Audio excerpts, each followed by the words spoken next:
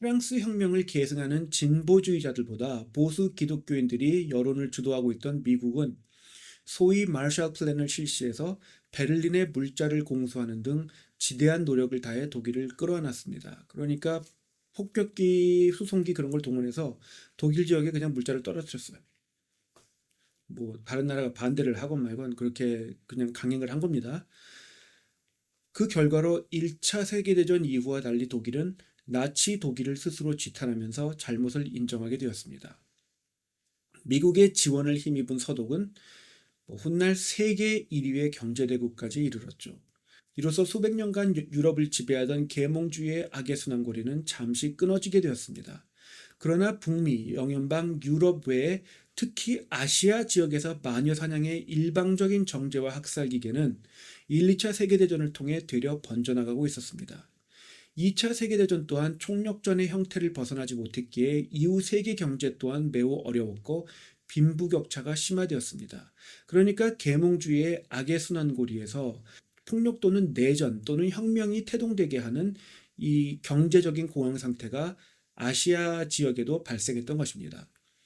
유럽에서 발생해서 1, 2차 세계대전과 러시아 혁명을 거치면서 전 세계로 번져나간 사회주의의 일방적인 정죄는 또는 인민재판은 보다 아시아 지역에서 심화되었고 그 결과로 설치되는 학살기계 또한 유럽에서보다 진화되고 심화되고 있었습니다. 이런 상황에서 2차 세계대전의 전쟁 비용을 감당하기 위해 식민지들을 포기해야 했던 유럽 열강들의 제국주의는 결국 완전히 쇠퇴하게 되었습니다. 그렇지만 대부분의 식민지들은 독립된 이후에 식민화되기 이전의 왕정주의, 그러니까 식민화되기 이전의 사회구조로 돌아가지 못했습니다.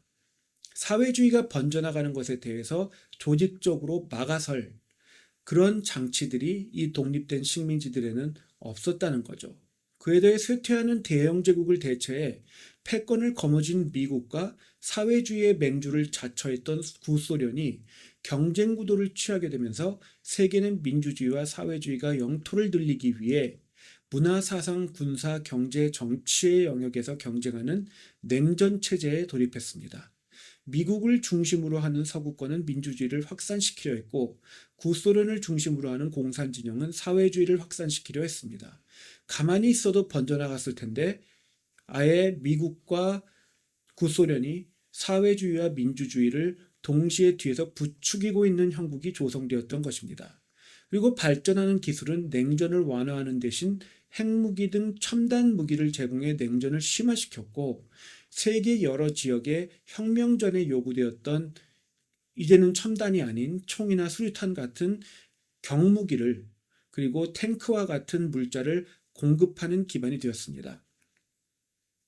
첨단 기술은 또한 교통수단의 혁신을 야기했고 교통수단의 혁신은 세계화를 촉진했습니다. 그리고 세계화를 통해 신지식이 다양한 사상과 문화의 형태로 전 세계에 확산되었는데 이 사상 중에는 당연히 사회주의, 즉 마르크스주의가 있었습니다. 마지막으로 2차 세계대전을 통해 완성된 선동전술이 교육 수준이 낮았던 아시아 지역에 적용되자 그 영향력을 제한하는 것이 사실상 불가해졌습니다. 요컨대 미국의 지원과 독일의 반성을 통해 유럽은 어느 정도 안정되었지만 여러 제국들의 쇠퇴, 식민지들의 독립, 세계적 경제공황, 냉전, 교통 및 통신수단의 발달과 세계화, 늘어난 지식과 기술, 완성된 선동기술, 양산되는 신무기는 사회혁명주의가 전 세계로 번져나가기에 적합한 환경과 그것을 막기에도 어려운 그런 여건을 조성했습니다. 미국, 영연방 등 민주진영의 영향력이 약화된 지역에서는 특히 사회주의의 폭주를 막기 어려웠고 이 지역들을 중심으로 계몽주의의 인민재판과 학살기계가 부활하기 시작했습니다. 그런데 서구권은 사회주의의 확산을 막고자 했으니 사회주의가 번져나간 지역에서도 사회주의를 반대하는 자들이 엄연히 존재했습니다. 여기서 사회주의의 특성 중 하나인 이상향을 현실하기 위해 전체주의, 즉 공산주의로 심화하는 패턴이 발현되었습니다. 그리고 이렇게 전체주의가 정당화되자 사회주의에 반대하는 자들에게 프레임을 씌워서 일방적인 인민재판으로 정죄하다 세를 충분히 점유하면 대학살극을 벌이는 마녀 사냥의 패턴이 다시 현실화되었습니다. 이로써 사회주의는 단 20년 만에 1억여 명을 살상했습니다. 인류 역사상 어떠한 제국이나 사상보다도 히틀러의 유대인 학살보다도 로마 제국보다도 훨씬 많은 인명을 단시간에 기계적으로 학살했던 것입니다.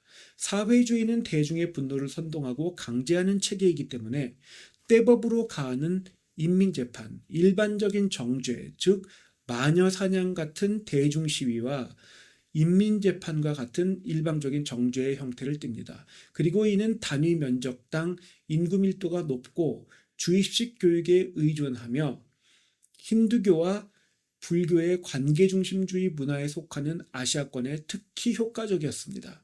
따라서 사회주의의 대학살극은 주로 아시아 지역에서 발생했습니다.